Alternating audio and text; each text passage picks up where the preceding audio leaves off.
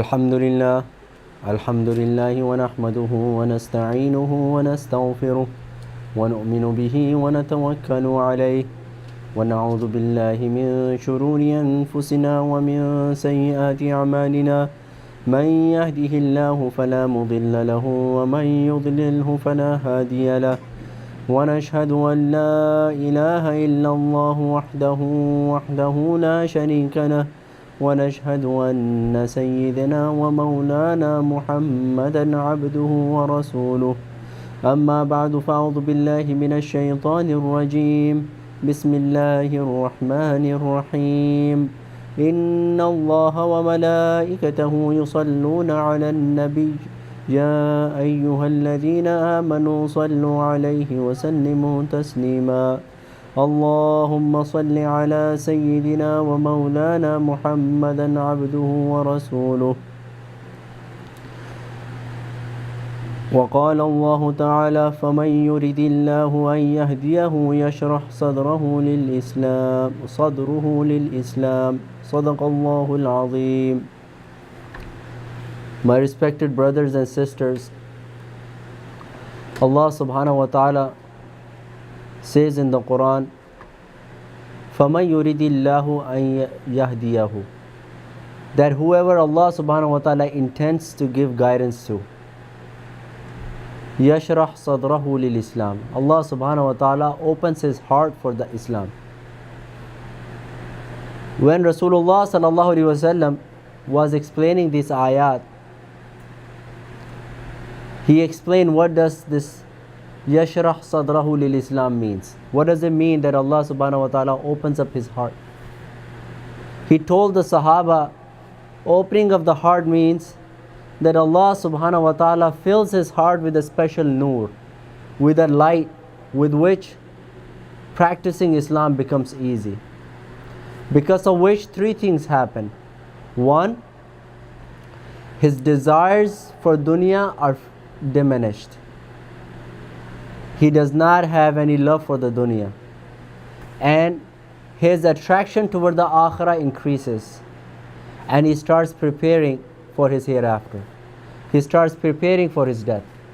So if you see somebody who cares least about the dunya and always gives priority to the akhirah, and he is always in preparation of the death, that means Allah subhanahu wa ta'ala has given him that light that Allah subhanahu wa ta'ala talks about in this ayah. This is called Sharai Sadr.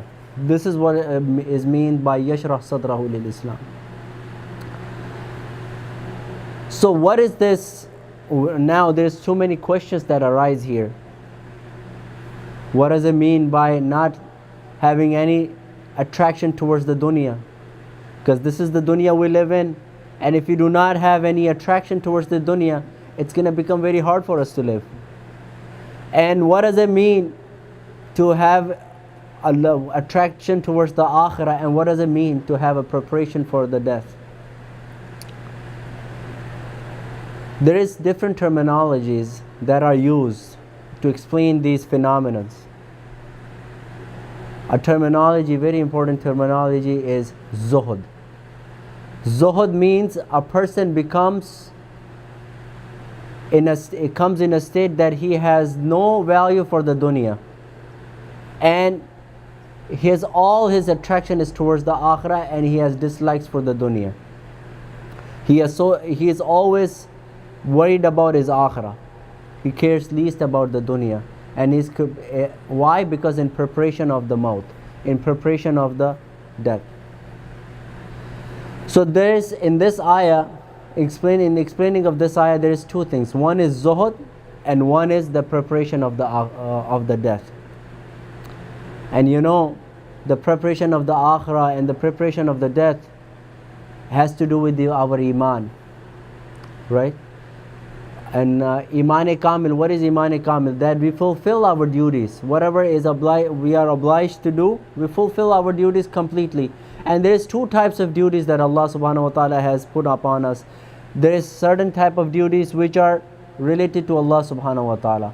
On the other hand, there is certain type of duties that are attached to the makhluk of Allah subhanahu wa ta'ala.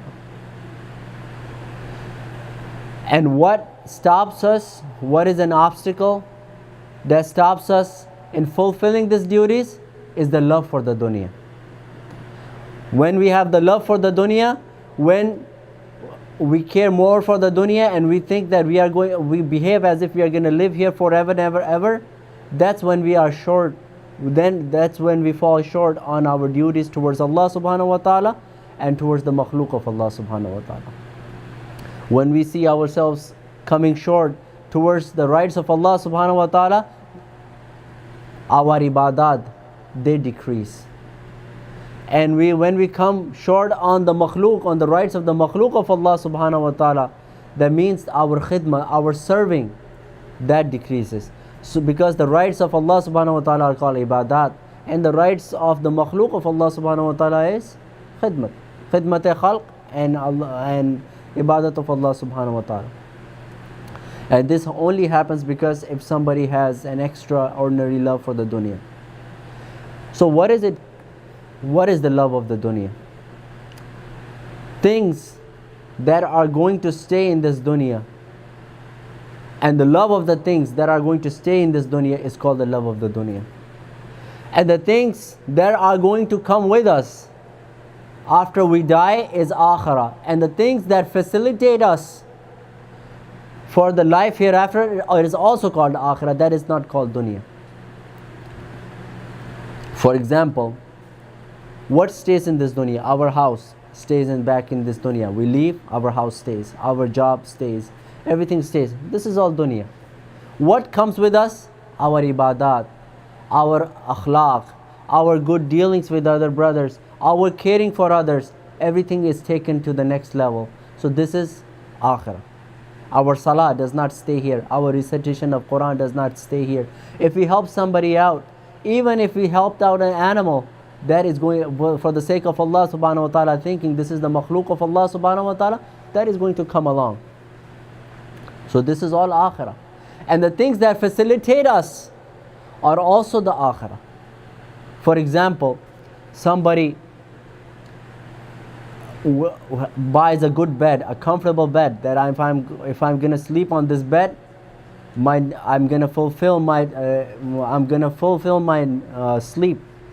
It's going to replenish my energy. This is what I need to sleep good. So if I sleep good, I would be able to wake up for tahajjud. If I sleep good, I would be fully rested and I can go out and earn for my family. If I sleep good, my mood stays good and my akhlaq stays good. So all these things that facilitate towards the akhirah, that also becomes the akhirah. But if somebody, so that is why ulama say the things that if you want to convert your dunya into the akhirah, you don't have to do a whole lot. All you got to do is change your intention. For whatever you utilize, make the intention of the akhirah and it becomes the object of akhirah and it becomes the akhirah. For example, you have a house, and if you want to buy, and it is very clear from the hadith of Rasulullah sallallahu alaihi wasallam, everybody knows of this event in which a Sahabi built a house and he opened a window. And Rasulullah sallallahu alaihi wasallam asked him, why did you open up a window from this direction? And he said, so that I can get some air in, some fresh air, so that I can let the fresh air in from this window. Rasulullah sallallahu alaihi wasallam said, if you had made an intention that from this window the adhan would come, this would have become deen for you. It would have become the object of akhirah for you. And the air is going to automatically come. So just by making a little change in your intention, this is the teachings of Rasulullah sallallahu alaihi wasallam. Just by making a little tiny changes in your niyyah, you make the objects of the dunya into the objects of akhirah. You have a very nice house. You put in a nice carpet. Why? So that I can pray easily on this. It becomes very comfortable. I can pray long rakat if my carpet is comfortable. I put a nice AC because in a hot weather I can turn on my AC, and with the comfort of with this comfortable environment, I can read Quran for maybe an hour. If I'm feeling hot and I'm sweating, I'm very uncomfortable, I might not recite the Quran even a single page. I will not be able to recite Quran for maybe a minute. Now that I have an AC, with that intention I put an AC, this becomes a deen. I have a phone. If I get a phone just so that I do the work of deen with my phone, this iPhone 7, iPhone 8, all becomes deen.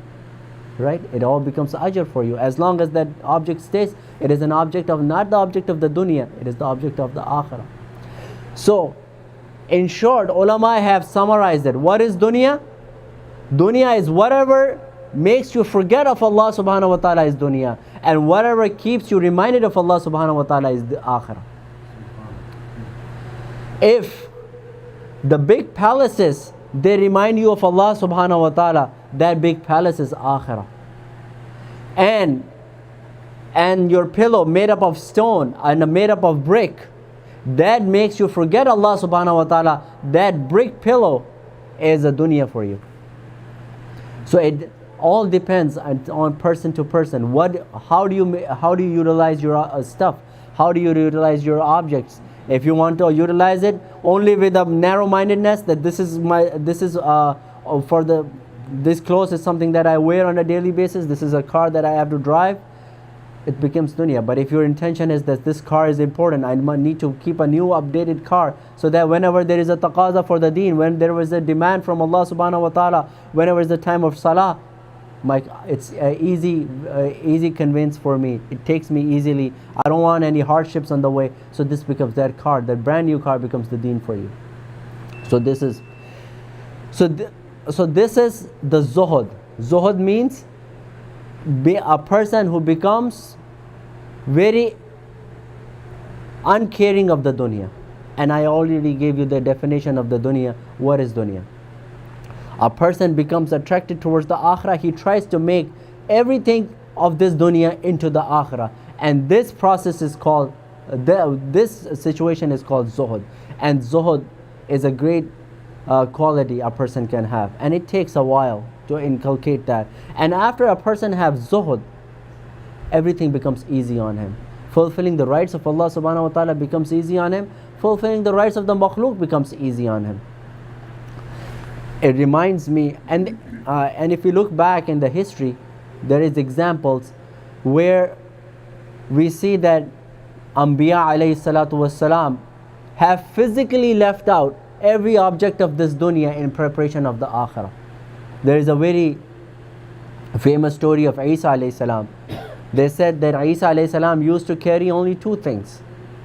One was his comb to brush his hair, and one was his cup to drink water from. So one time he was carrying these two things. Nothing much. These are the two things of dunya that Isa alayhi salam had. He never built a house of his own. All his life he lived on here and there, but he did not have a proper house. So he had a very high level of zuhud, and the objects of dunya that he would keep is only two. And then one time he was traveling and he saw somebody that he washed his face, and after washing the face he did like this. With his fingers he brushed his hair and brushed his beard. And he's like, wow, if Allah subhanahu wa ta'ala gave you hands which can do the job of a comb, why should I keep a comb? He left off the comb. He threw the comb away. Zuhud. Physically he's leaving off the objects of the dunya. And one time he saw somebody who was drinking water with his hands. You know, back home we see this. Under the tap of water, he put his hands like this and he's drinking water. He's like, oh, if Allah gave you hands that would do the job of a cup, why should I even have a cup? He left his cup. Now he has nothing of dunya with him.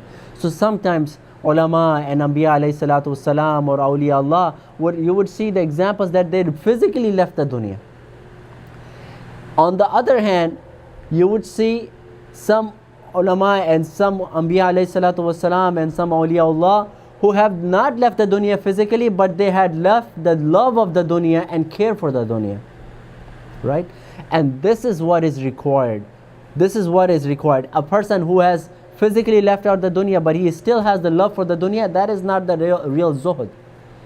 I'm forcefully trying to not have any dunya. I'm forcefully trying myself not to wear good clothes. I'm forcefully trying myself not to enjoy my life. But deep in my heart, I have love for all this. This is not zuhud. This person is not called zahid. But on the other hand, I'm having everything of life at a average level, at a moderate level, but I don't have any love for them. I don't really have a care for them. Then this is This is the real zuhud, and this is what is required. Think of a king. What value a king would have for a quarter? If there is a quarter lying on the ground and a king is passing by, or maybe Mr. Trump is passing by, he might even pick it up, or he might not even pick it up. Even if he picks it up, nobody says that he is greedy for that quarter. And if he leaves it, nobody thinks that he did not pick it up because he hates that quarter. Because this is so invaluable for him that he has no relationship of hate and there is no relationship of love. This is very important. With this dunya, you should not have a relationship of love or neither the relationship of hate. It should be just like a quarter in front of the king, that if he picks it up, he picks it up. If he leaves it down, he leaves it down. He did not leave it down because he had hate for the quarter, and he did not pick it up because he had a love for the quarter. It is because he cares less about that quarter, right?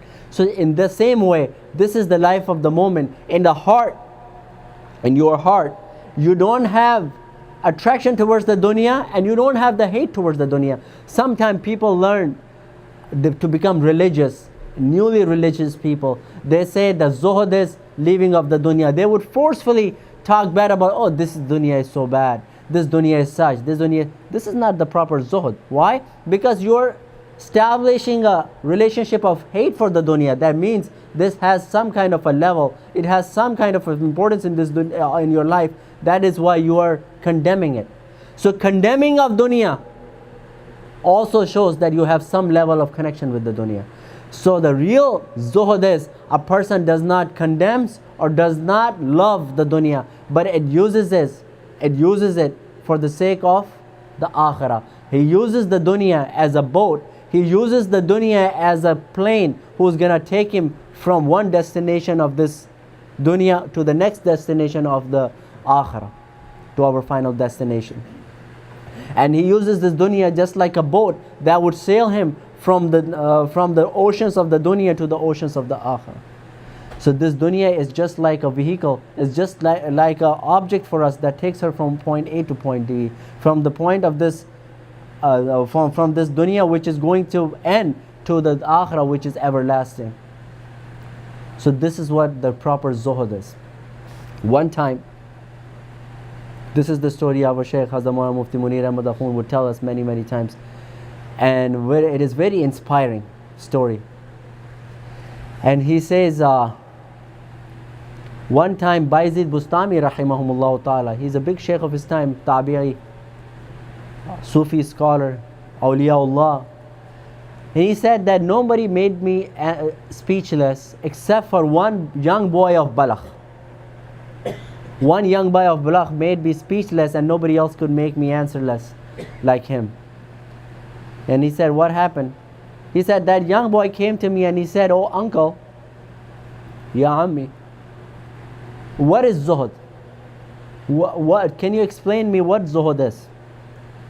He said, zuhud is that if you get something from Allah, you thank Allah, and if you don't get, you stay patient.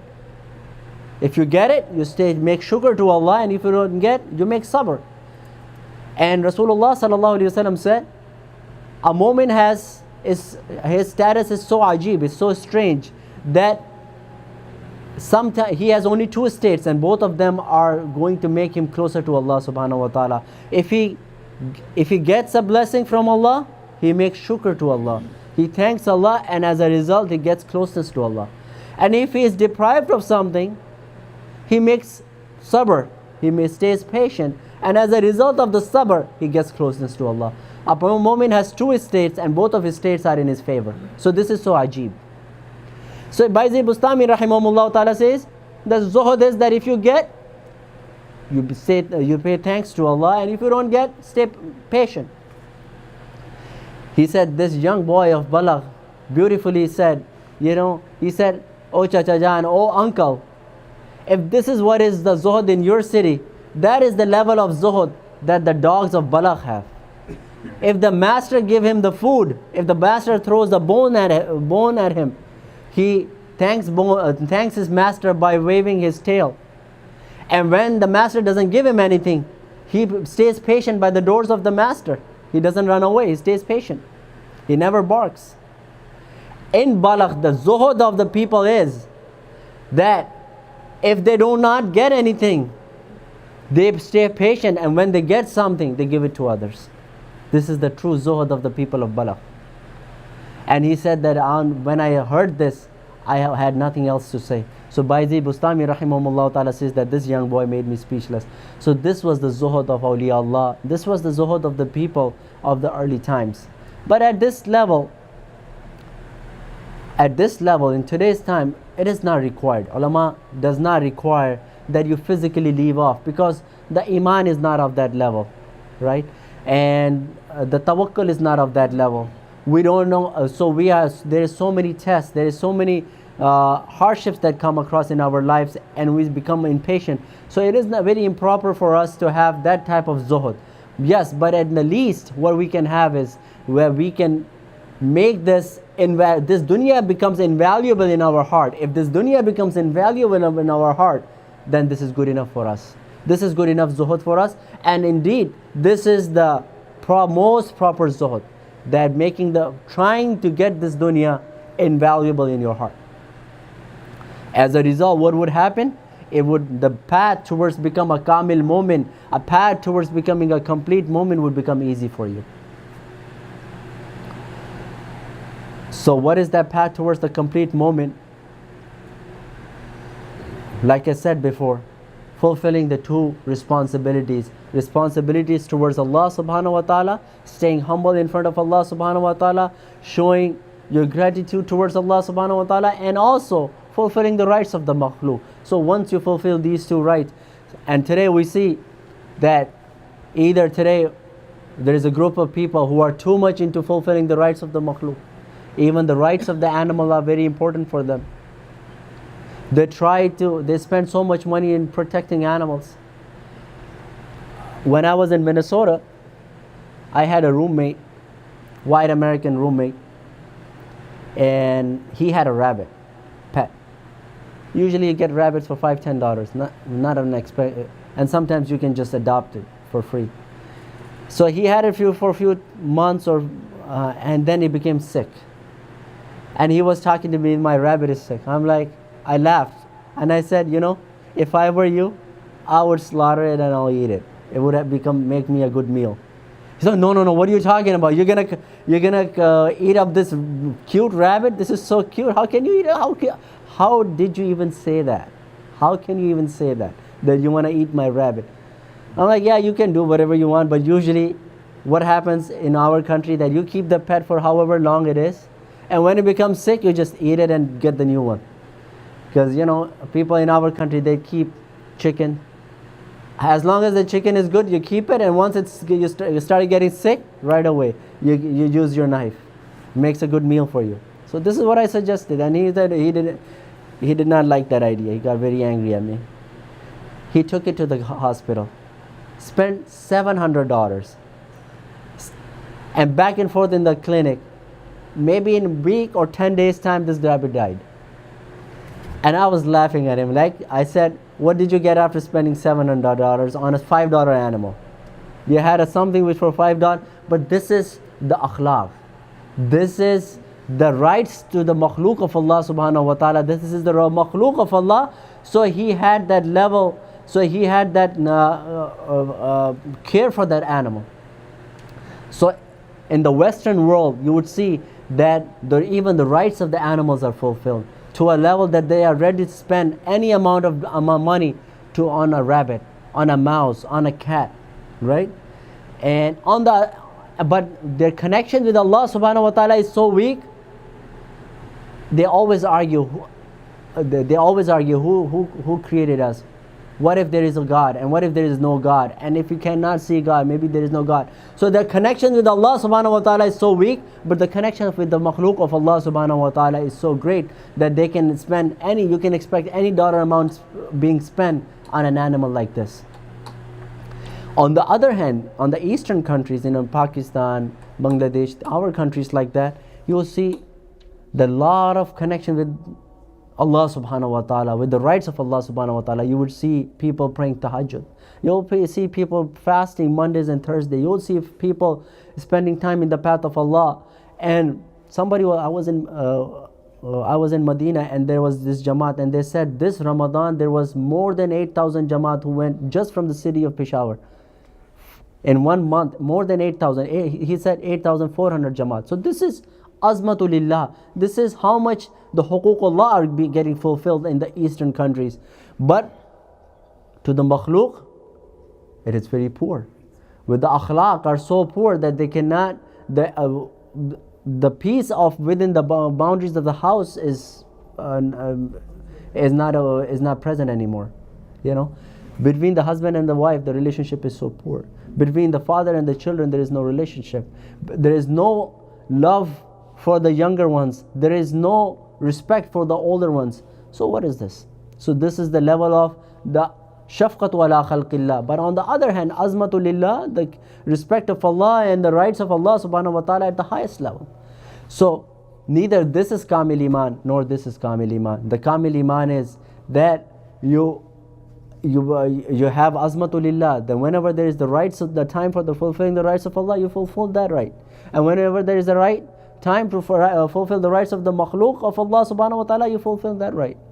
Everybody knows that famous story of Bani Israel. Rasulullah sallallahu alaihi wasallam said that there was a woman, very bad woman, a woman of very bad character, that she lived in Bani Israel, and she had no good deeds, except for one time she came up to a well to drink some water, and there was a very thirsty dog.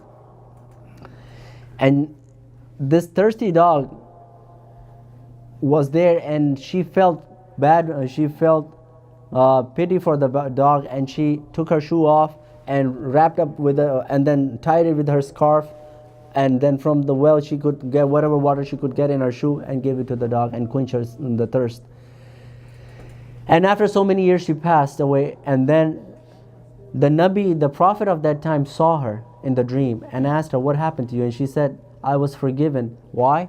Because that I had an action of mercy with the dog. The dog was thirsty, and Allah subhanahu wa ta'ala forgive me just for getting the water available for the dog and quench the thirst of the dog and make him comfortable. And today we depend on our tahajjud, we depend on our fasting, we depend on our hajj. But sometimes the forgiveness would be granted just by this act of mercy on the dog. Umar radiallahu anhu says that if by the river of Furat, if a dog dies of thirst, Umar would be the one who would be asked for that. This is the animal rights. This is the animal rights in the time of Umar radiallahu anhu. He said, what did he come up with the example of the dog, which was considered as the lowest of the animals of the time. And what is it dying of? Thirst. And where is it dying? Right next to the river. How can you die of thirst when you're right next to the river? If somebody is dying of thirst right next to the river, maybe either because he's too lazy to get the water, or maybe his time has come. Nobody is going to die of thirst next to the river. But Umar radiallahu anhu says that such a low makhluk of Allah subhanahu wa ta'ala dies next to the river when the water is available, and he is only a step or two away. Umar would be asked for that. That it is because of Umar that he could not get the water on time. So this is the akhlaq of the early people. This is the akhlaq of the Sahaba. This is the level, this was their connection with Allah subhanahu wa ta'ala, and this was their connection with the makhluk of Allah subhanahu wa ta'ala. So I was talking about two things. One, we earlier talked about the zuhud, thinking of dunya as a very invaluable thing, as a result of which what becomes easy? Completing your iman becomes easy. Your connection with Allah subhanahu wa ta'ala, your ibadat, your connection with Allah subhanahu wa ta'ala strengthens, and you're able to fulfill the rights of the makhluk of Allah subhanahu wa ta'ala. Now if you put all these packaged together, this becomes very easy. This is the lesson, this is the whole lesson that is taught in the journey of Hajj. You hear that in different speeches and bayanat, that Hajj teaches you the zuhud, Hajj teaches you this, Hajj is the completion of the iman. But alhamdulillah, when you really go there yourself, Every step you see this, how Allah subhanahu wa ta'ala brings about zuhud in your life, and how this dunya becomes invaluable in your life, and how you start fulfilling the rights of Allah and rights of the makhluk of Allah subhanahu wa ta'ala. What is ibadat of Allah? Ibadat of Allah is making yourself humble in front of Allah. That is why the salah is the purest form of ibadah. Why? When you stand in the salah, most humble posture you can have in the salah. You say Allahu Akbar, you put your hands back up to the ears, and you say everything is in the back. My wife, my children, my career, my job, everything is right now is in the back. And he ties his hands around his waist and stands like this in front of the king of the kings, like this. And you would not stand like this in front of anybody else. This is the most humble state, like a servant, like a slave standing in front of the master. This is the posture you get. And then you bow yourself in ruku, and then you put yourself so low in front of Allah subhanahu wa ta'ala that your forehead is at the same level of your feet. So this is the complete humbleness in front of Allah subhanahu wa ta'ala. So this is the ibadat. What is the ibadat? The gist of the ibadat, the main essence of the ibadat is that you keep yourself low, and you keep yourself so humble and so helpless in front of Allah subhanahu wa ta'ala that He feels mercy, He sends His mercy upon you. And in the Hajj, it is the same thing. In the salah, all you left by saying Allahu Akbar is your maybe family, maybe some time, maybe your house for maybe 10 minutes, 15 minutes, 20 minutes. But in the state of ihram, you left not even your family. You did not even leave your job. You did not leave everything. But also you left your clothing, you left your perfume, you left your tidiness, you left your statuses. Maybe back home you were a big Maulana. Maybe you were Shaykh al-Hadith. You had a big turban on your head. Right now you are nobody. Like, this is complete humbleness. Even your looks. When you're in the state of salah, people from how you dress up, people can probably recognize you. Maybe he looks like the imam of the masjid. Let's ask him that question. He looks like he's probably a teacher. Maybe he's a muhaddis. Maybe he's a mufassir. But in the state of ihram, you're so low, nobody recognizes who you are. All you are is a human being. In the salah, you come to the masjid, you can figure out this person has a nice perfume, he's using a cologne which is worth $100, or he's a rich guy. And somebody who's maybe using a cologne of $5, $10, you can understand his status. But in the state of ihram, everybody is same. You could be a millionaire, you could be a billionaire, who cares? You have no perfumes on. In this dunya, in the state of salah, you were humble in front of Allah, but not so much so that people would not recognize you. People could recognize you from the type of dress that you were wearing, the type of coat that you had on, the type of perfume that you were wearing. But in the state of ihram, nobody knows who you are. Only Allah knows who you are, and to everybody else, you're just nothing more than a human being. And you are in the state of ihram. And then when you take that journey, sometimes the environment changes, so many things changes. People lose their appetite, people get sick, people get nausea, people get so many diseases. There was one Haji who went with us. Right when after we landed in Medina, he started having a bad stomach. He had started having a pain in his stomach. Change of appetite, everything changes. Environment changes, he became sick. But the journey continues, right? This is so humbleness. This is extreme humbleness, and this is the extreme level of ibadah.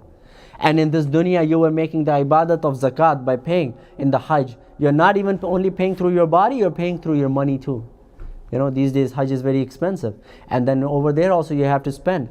And Rasulullah sallallahu alaihi wasallam has said so many times, so many glad tidings for the people who spend in the path of Allah subhanahu wa ta'ala in the Hajj. Even for the step that you take for the Hajj, for every step there is 70 rewards. And somebody asks, what about the rewards? What about the steps taken in the Haram of Makkah? And what about the steps taken in the Haram of Medina? Every reward in Haram of Makkah is 100,000 times. Every reward in Haram and Medina is 50,000. So one step you took, 70 rewards. Each reward is multiplied by 100,000. And how many steps you take? People get tired. Tired walking in Haramain. So how many steps you take and how many rewards you collect in that process. So this is the process of Hajj. So, and in the state of Ihram, this is right in the state of Ihram, your humbleness in front of Allah subhanahu wa ta'ala starts. Your ibadah to Allah subhanahu wa ta'ala, your fulfilling of the rights of Allah starts. At the same time, your rights of the makhluk start. Now, can you kill even an ant? No. Forget about the ant. What about there is a mosquito? You cannot even kill a mosquito. What about there is a lease in your head? You cannot take it off. You cannot even comb your hair. So you cannot use a shampoo that can kill the mosquito. There is a jinayat. You have to give a dam for that. So there is so many. So this is the rights of the makhluk. People don't know these masail sometimes. When we were in Hajj, there were some brothers who become very comfortable breaking from the stems of the tree, making miswak. I saw some brothers doing this, I'm like, subhanallah, you did not learn your masail. You cannot even cut off the branches of the trees.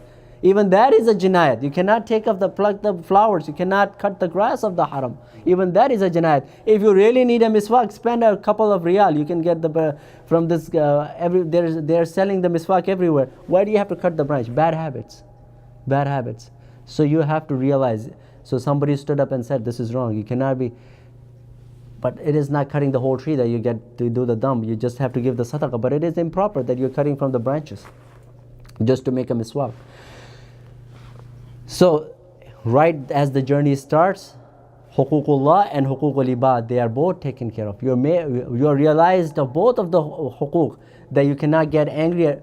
فَمَنْ فَرَضَ فِيهِنَّ الْحَجَّ فَلَا رَفَثَ وَلَا فُسُوقَ وَلَا جِدَالَ فِي الْحَجِّ. No arguments, no fighting, no nothing in the Hajj. And you saw this 5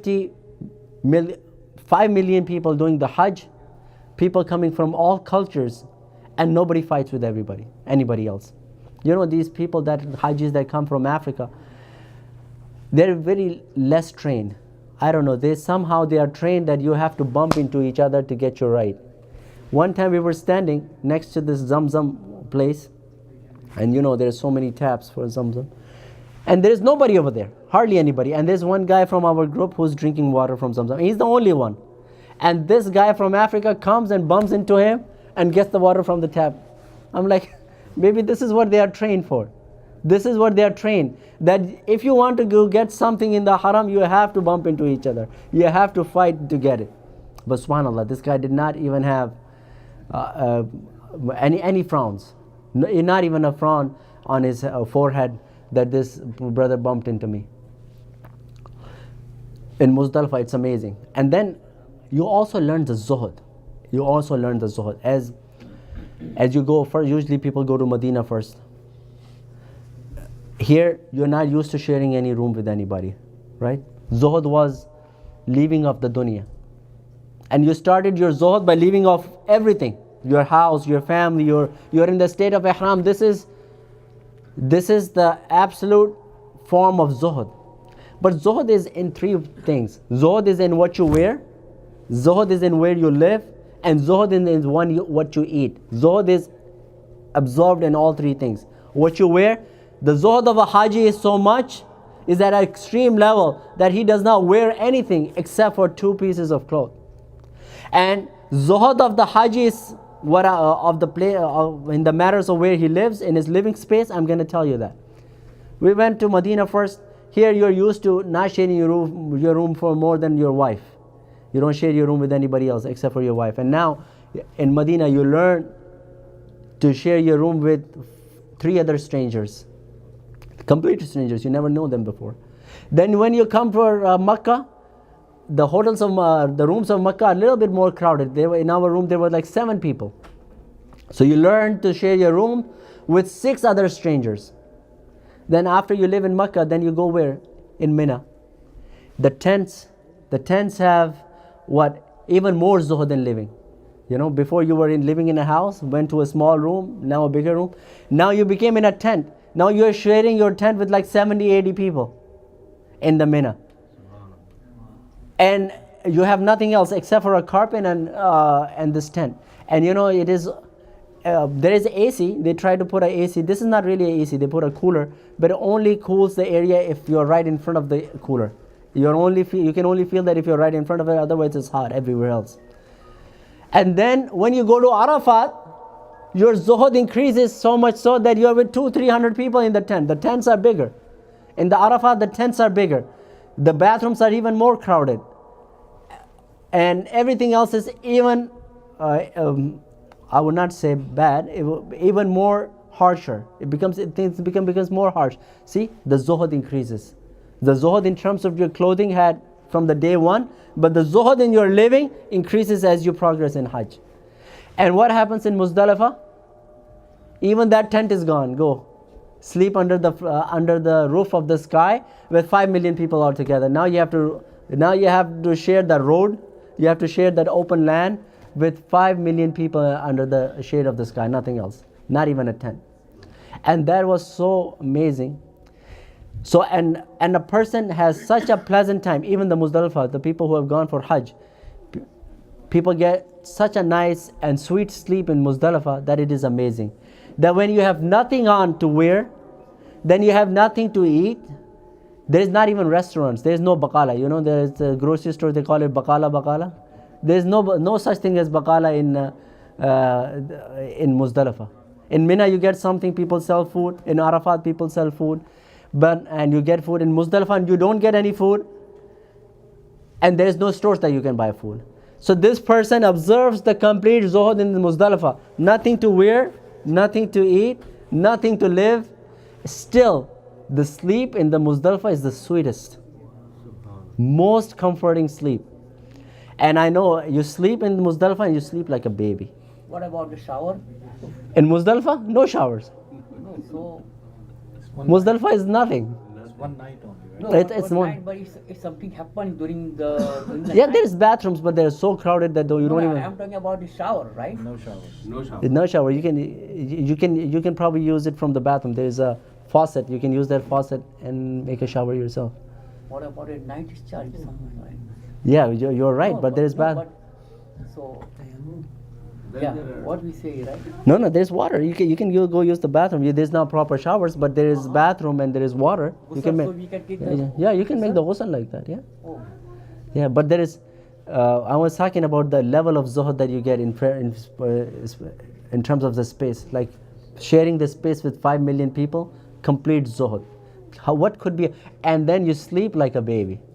Everybody's sleeping such a sweet sleep, and and people do not care about you. And this is a beautiful example that you don't even get angry for that. yeah. I was sleeping, and I was sleeping after 2 hours. There was a mat, and there was a group of people started making wudu right next to me. And after some time, I'm thinking, oh, why everything is so wet? They made wudu right next to where I'm sleeping, right next to my head. They're making wudu and make me all wet. And I have one this sheet of ihram over me, and I'm tying one, and I'm sleeping just like that, sweetest sleep ever. And this guy comes in, and I wake up. I cannot even get mad at him. I'm like, Subhanallah. If I tell you something, you're not gonna understand, because if you understood, you would not do it. And then you do it, one person starts it and everybody follows it. If one person starts making the wudu, after 10 minutes you'll see 100 people making the wudu in the exact same way. So we woke up and it was only an hour left for the Fajr, and after Fajr we left. But anyways, this is the complete zuhud in Muzdalifah. And then every minute you're realizing, and your akhlaq is so amazing. You see, people get sick, complete strangers get sick, and you stop and care for them. There was one guy who was a young boy. He was only 23 years old. This is what Hajj is teaching you, your akhlaq with the people. See, if you learn to have good akhlaq, if you learn to care for the strangers, how much more you're going to learn to care for the people that you know, the people you live with, the people you deal with on a daily basis. So there was a 23-year-old guy from Russia. He became sick. He got a heat stroke. And he was about to collapse, and people found him and they got to him. You should have seen that environment. Everybody's trying to help him and nobody knows him. Nobody knows where. People looking at his tag. Oh, this is what your name is, and this is where this guy from Russia. Nobody knows his name. Nobody even know where he was. Where is his room? Nothing. But there is a million people to help him. Somebody's giving him water. Somebody's giving him a fan. Somebody's giving him a cloth. Somebody's giving him a towel. like everybody's around him. The police had to send people away. No, don't make such a big rush. You know, there's a Haji, they just let you out, let you make the space. But this is how you learn, you know. Okay, you cannot harm any animals, and if you see somebody in need who is a human being in need, you try. How people try to help them? Strangers, complete strangers. Amazing.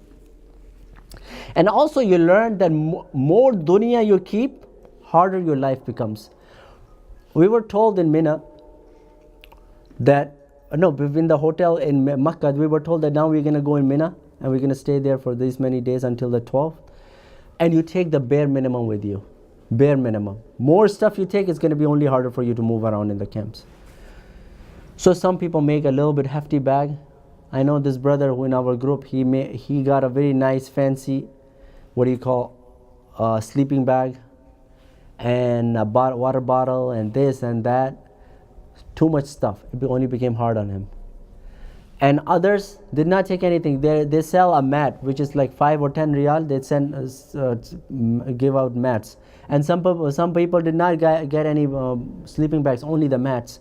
And no water bottles, no nothing. Only one sheet of ihram, just in case you have to change, and a mat, and nothing else, and a toothbrush. That's it. This is the bare minimum. Some people kept only that much, and their Hajj was amazing.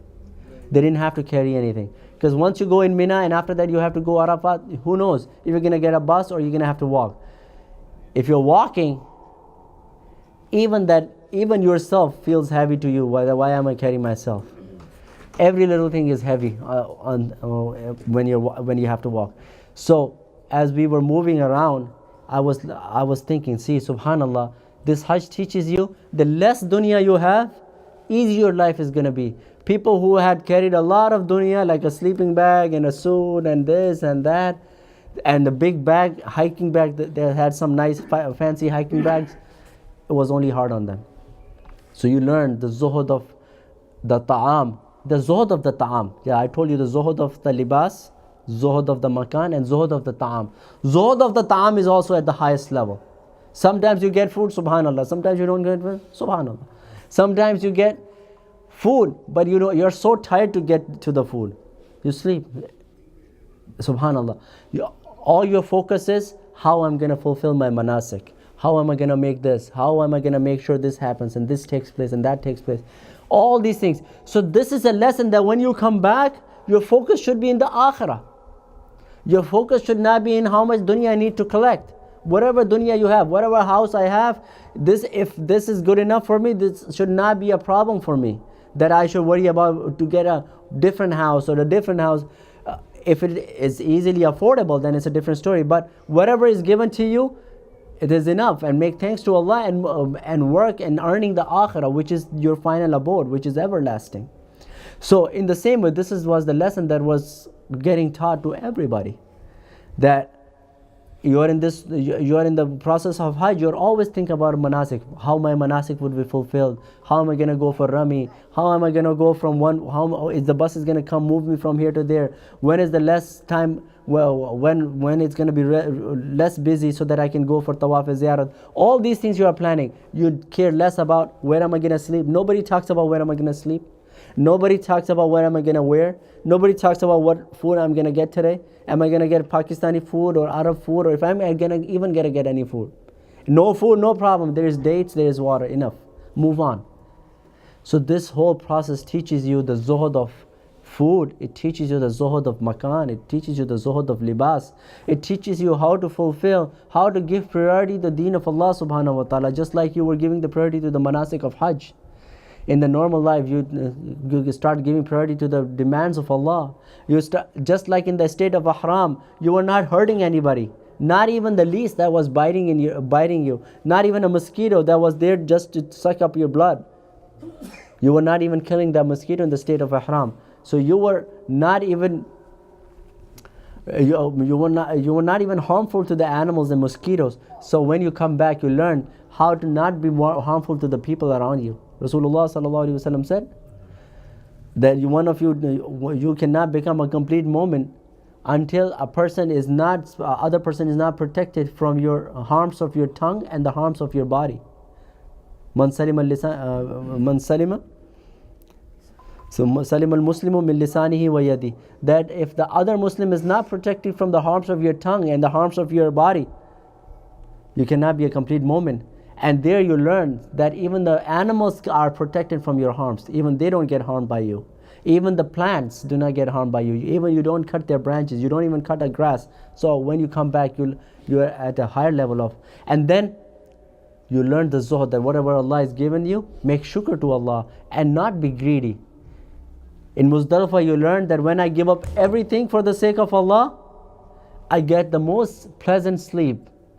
When I give up everything for the sake of Allah, my life is most comfortable. Nothing harms me, nothing worries me, nothing bothers me. So when you come back, you don't go out of the way to earn the dunya, which is Rasulullah sallallahu alaihi wasallam told the Sahaba, why don't you make haya with Allah? Sahaba said, we make haya to Allah. Rasulullah sallallahu alaihi wasallam said, no, you make the houses in which you're not going to live, and you collect the food which you're not going to eat. So how is that haya to Allah? So when you come back, you learn this real essence of the zuhd, and this is indeed a high state. A person can attain the zuhd, because after the zuhd, everything becomes easy. So may Allah subhanahu wa ta'ala give us tawfiq, that we bring about zuhd in our lives, the zuhd in our a balance in our wearing, in our earning, in our housing, in our everything that we utilize, and so that we can make all the objects of dunya and convert them into the objects of the akhirah. So every moment of life, we are not doing nothing but preparing for our death. Wa akhiru da'wana alhamdulillah rabbil alamin.